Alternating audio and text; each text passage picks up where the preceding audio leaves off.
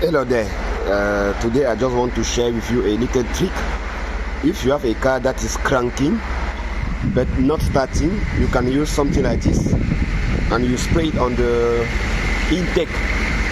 So for example, this car was cranking but not starting, and we go to the intake here and we spray it.